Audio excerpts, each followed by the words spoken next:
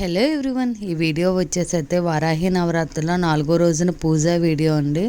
ఈరోజు నైవేద్యం పానకంతో పాటు ఆవు పాలతో బెల్లం పరమాన్నం అయితే ప్రిపేర్ చేస్తున్నానండి. ముందు ఇక్కడ ప్రసాదాలు అయితే ప్రిపేర్ చేసుకున్న తర్వాత వచ్చేసి నేను పూజ దగ్గర అన్నీ సిద్ధం చేసేసుకుంటా అండి.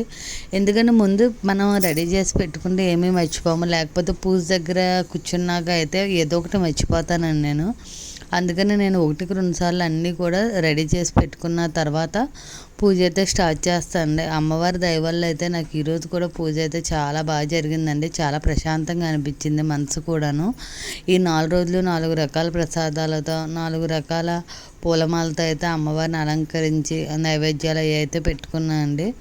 సో ఏదైనా మనం భక్తితో చేస్తే అమ్మవారు స్వీకరిస్తుందని అయితే నేను అనుకుంటున్నాను అండి. సో నేనైతే సింపుల్గా నాకు తోచినట్టుగా నేనైతే డైలీ అయితే పూజ చేసుకుంటున్నాను. మ్యాక్సిమం ఎటువంటి మిస్టేక్ జరగకుండా అయితే చూసుకుంటూ చేస్తున్నాను.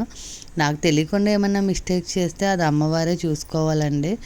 సో మీకు కనుక ఈ వీడియో నచ్చినట్లయితే please like, share and subscribe my channel. Om Shri Varahi దేవియే నమః.